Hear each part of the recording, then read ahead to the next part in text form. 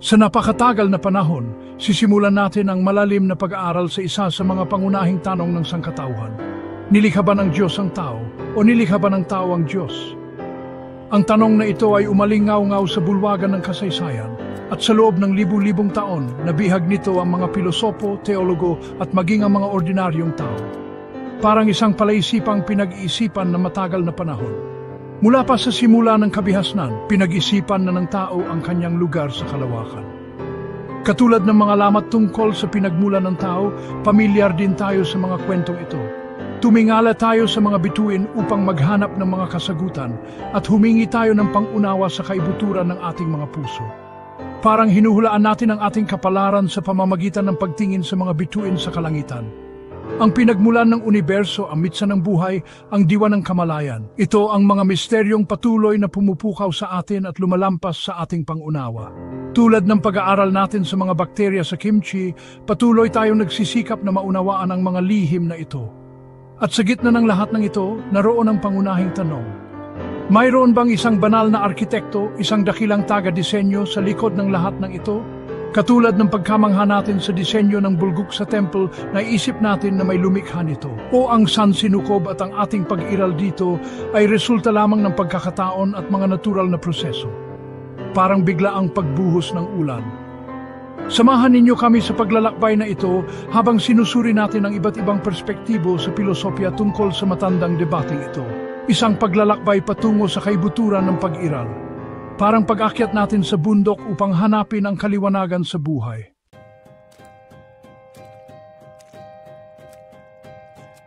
Magsisimula tayo sa pananaw ng mga taong naniniwala sa isang Diyos. Ito ay paniniwalang malalim na nakaugat sa mga relihiyon tulad ng Kristyanismo, Islam at Judaismo. Para sa mga naniniwala dito, malinaw ang sagot.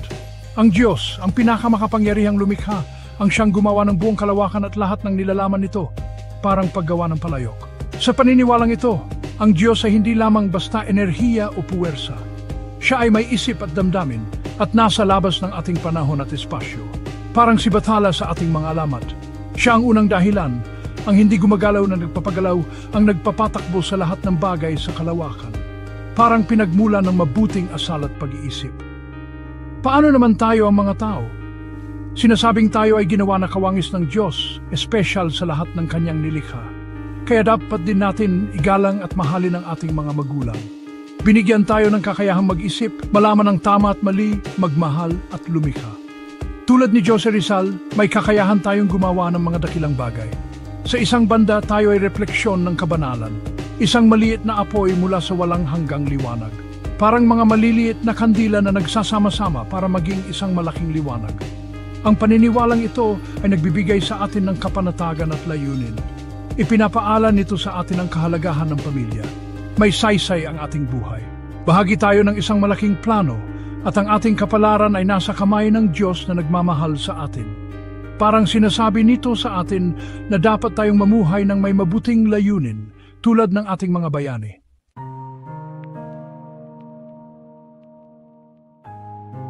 Ngayon, palawakin natin ang ating pananaw at tuklasin ang mundo ng pilosopyang panteismo.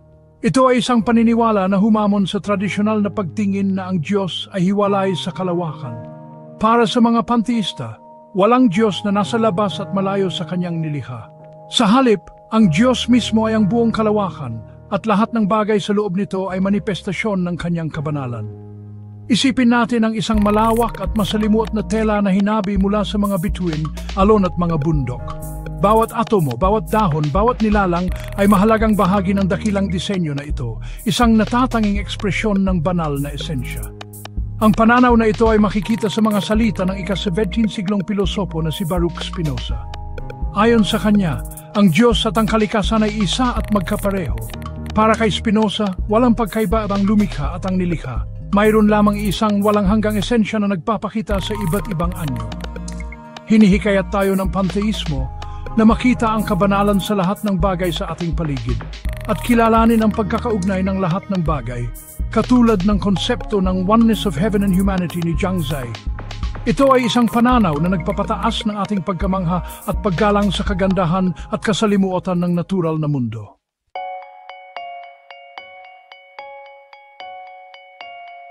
Ang pananaw ng deismo ay nag-aalok ng kakaibang interpretasyon sa relasyon ng Diyos at ng tao. Isipin mo ang isang bihasang manggagawa na maingat na gumagawa ng isang masalimuot na orasan. Parang si Yui Tai sa lumang drama na Hurjun na maingat na nagtuturok ng karayom. Bawat gulong, bawat spring, perpektong nakalagay sa tamang lugar at nagsisimulang gumalaw ng maayos. Para sa mga deista, ganito ang papel ng Diyos sa San Sinukob. Ang Diyos bilang arkitekto, ang dakilang taga-disenyo, ang nagpagalaw sa universo at nagtatag ng mga di natitinag na batas ng kalikasan na namamahala sa lahat ng operasyon nito. Tulad ni Haring Sejong na lumikha ng hanggul para bigyan tayo ng instrumento sa komunikasyon. Ngunit nang magsimulang gumalaw ang pendulum, umatras na ang manlilikha ng orasan. Sa pananaw na ito, ang universo ay isang mekanismong kayang tumayo sa sarili na gumagana ayon sa sarili nitong disenyo. Parang isang mahusay na ginawang Jagyoku na gumagalaw ng regular. Ang Diyos ang pinakahuling dahilan, ngunit nananatili siyang isang malayong tagamasid, hindi aktibong nakikialam sa pang-araw-araw na gawain ng kanyang nilikha. Parang mga sinaunang eskolar na nagmumuni-muni sa kalikasan. Ang pananaw na ito ay tinanggap ng mga palaisip tulad ni Voltaire at Thomas Paine, na nagtaguyod ng katwiran at empirical na obserbasyon bilang daan sa pag-unawa sa mundo. Katulad ni Toje Huang na nag-aaral ng Neo-Confucianism. Nakita nila ang katibayan ng gawa ng Diyos sa kagandahan at kaayusan ng natural na mundo. Ngunit kaunti lang ang pangangailangan nila para sa interbensyon o revelasyon ng Diyos. Parang mga ninuno natin na namuhay ng naaayon sa kalikasan.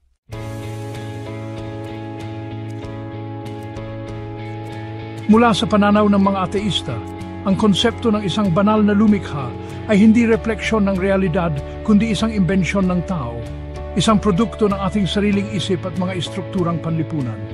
Hinahamon ng perspektibong ito ang mga tradisyonal na naratibo na humubog sa mga lipunan sa loob ng libu-libong taon. Ang mga tagaptaguyod ng pananaw na ito, tulad ni Karl Marx, Sigmund Freud at Friedrich Nietzsche, ay lumapit sa tanong ng Diyos mula sa iba't ibang anggulo. Ngunit lahat sila ay dumating sa isang karaniwang konklusyon. Ang konsepto ng Diyos ay isang konstruksyon ng tao. Nakita ni Marx ang relihiyon bilang opyo ng masa, isang kasangkapan na ginagamit ng mga nasa kapangyarihan upang patahimikin at kontrolin ang uring manggagawa. Nagtalo siya na ang relihiyon ay nag-aalok ng isang ilusyon ng kaligayahan na naglilihis ng atensyon ng mga tao mula sa kanilang tunay na pagdurusa. Naniniwala siya na ang paniniwala sa Diyos ay nagsisilbing tabing sa kawalan ng katarungan ng hindi pagkakapantay-pantay ng ekonomiya at pinipigilan ng revolusyonaryong pagbabago. Sa pamamagitan ng pangako ng mas magandang buhay sa kabilang buhay, hinadlangan ng relihiyon ng mga inaapi mula sa paghanap ng katarungan sa kasalukuyan. Si Freud naman ay sumisid sa kailaliman ng isip ng tao. Sinuri niya kung paano hinuhubog ng walang malay ang ating mga paniniwala at pag-uugali. Nagtalo siya na ang konsepto ng Diyos ay nagmumula sa ating pangunahing pagnanais para sa isang figura ng Ama, isang paraan upang makayanan ng mga pagkabalisa at kawalan ng katiyakan ng buhay. Ang pangangailangang ito para sa seguridad at ginhawa, ayon kay Freud, ay malalim na nakaugat sa ating mga karanasan sa pagkabata. Sa kanyang katangi-tanging katapangan, idineklara ni Nietzsche na patay na ang Diyos, na ipinapahayag na nalampasan na ng sangkatauhan ang pangangailangan para sa gayong mga nakaaliw na ilusyon. Nakita niya ito bilang isang pagkakataon para sa sangkatauhan na muling tukuyin ang sarili nitong pag-iral. Nanawagan siya para sa isang muling pagsusuri ng mga pagpapahalaga, isang paglipat mula sa pag-asa sa panlabas na autoridad patungo sa pagyakap sa paksa ng tao at paglikha ng sarili. Naniniwala si Nietzsche na hantong ito sa isang mas tunay at makapangyarihang paraan ng pamumuhay.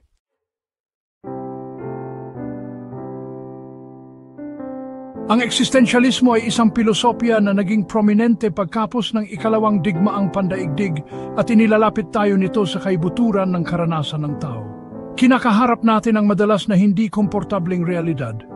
Ang sentro ng kaisipang ito ay ang ideya na tayo ay inihagis sa isang universo na walang likas na kahulugan o layunin.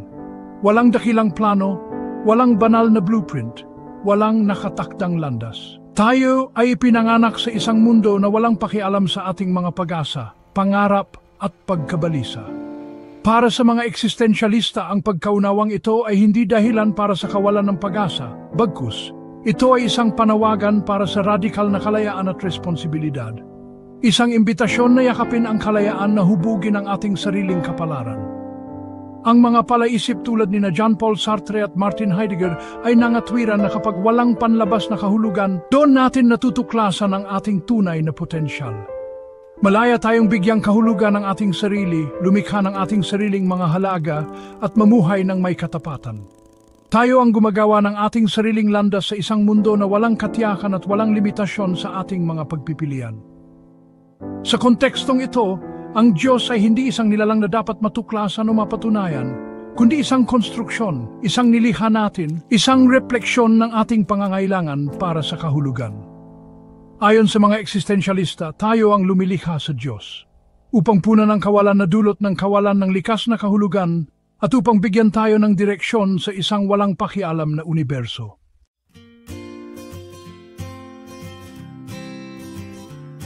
Sa loob ng maraming siglo, inisip ng marami na ang Diyos ay nasa labas ng panahon at espasyo, hindi nagbabago at permanente. Paano kung mali ang pagkakaintindi natin sa tunay na kalikasan ng Diyos? Paano kung sa halip na isang hindi gumagalaw na tagamasid, ang Diyos ay isang aktibong kalahok na umuunlad kasama ng kanyang nilikha? Ito ang puso ng proseso teolohiya. Ang proseso teolohiya ay nagmumungkahi ng isang radikal na pagbabago sa pananaw na nagsasabing ang Diyos ay hindi isang malayong manggagawa ng orasan na lumikha ng universo at pagkatapos ay iniwan ito.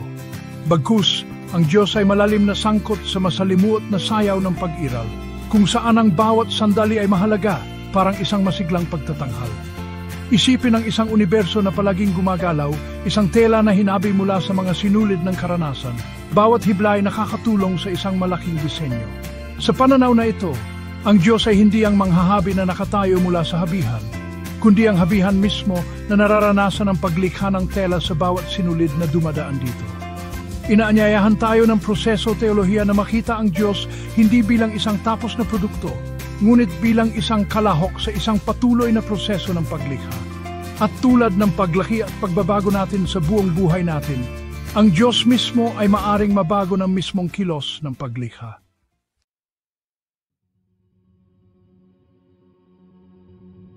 Ang ating isipan ay isang kamanghamanghang kasangkapan.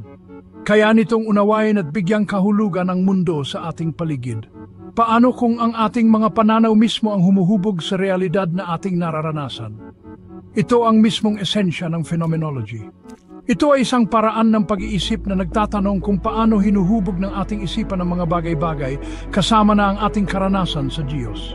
Mga palaisip tulad ni Edmund Husserl, ang tinaguriang ama ng phenomenology, ay nagsasabi na ang ating kamalayan ay palaging may pinatutunguhan. Sa ganitong pananaw, ang Diyos ay hindi isang hiwalay na nilalang, kundi isang karanasan na nagmumula sa ating sariling pag-iisip. Parang ang konsepto ng Li at Qi sa Neo-Confucianism ni Toige Yihuang. Ang mahalaga ay kung paano natin nararanasan ang kabanalan at kung paano ito nakikita sa ating mga iniisip, nararamdaman at naunawaan. Kaya, ang ating pag-unawa sa Diyos ay hindi lang nakabatay sa mga panlabas na ebidensya, kundi pati na rin sa ating panloob na mundo. Kung paano natin binibigyang kahulugan ang ating lugar sa kalawakan.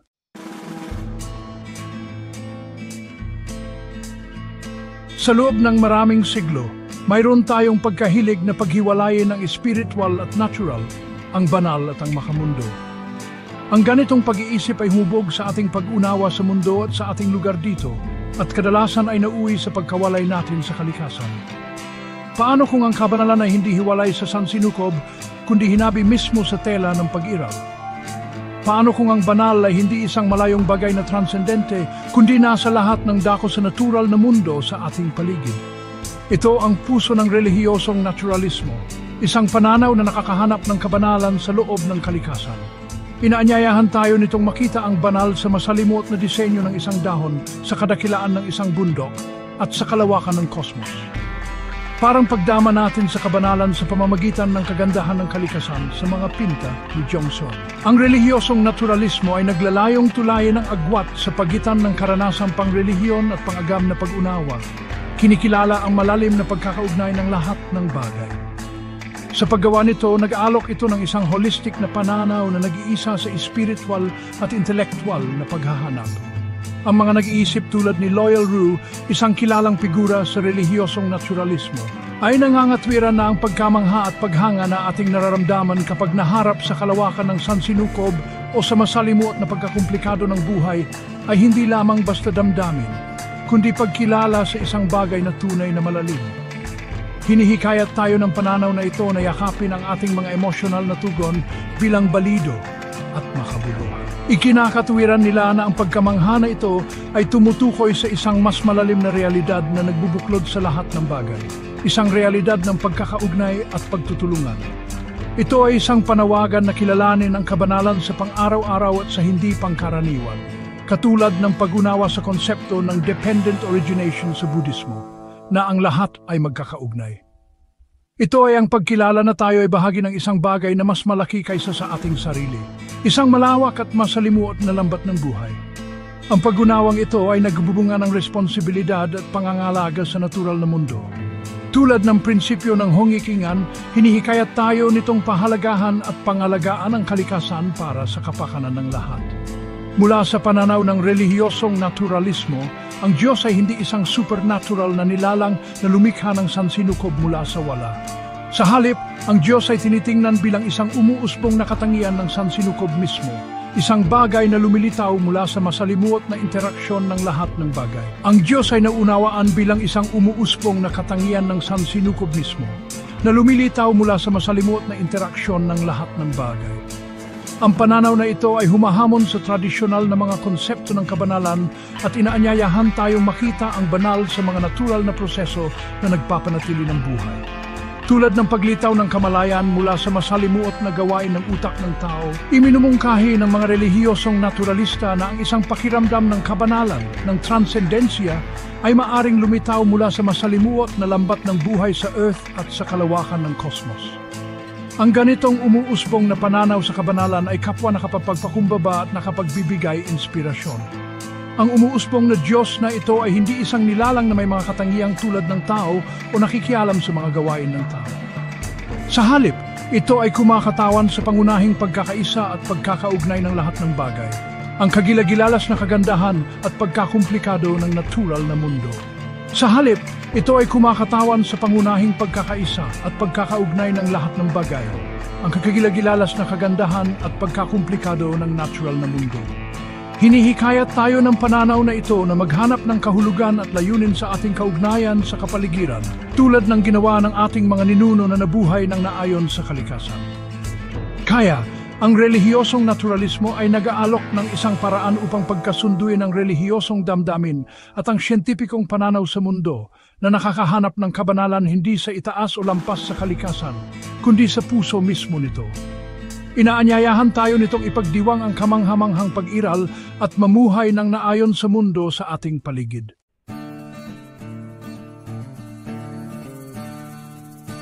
Mula sa pananaw ng mga teísta na naniniwala sa Diyos bilang isang manlilikha, hanggang sa pananaw ng mga teísta na naniniwalang ang Diyos ay isang konsepto lamang na gawa ng tao.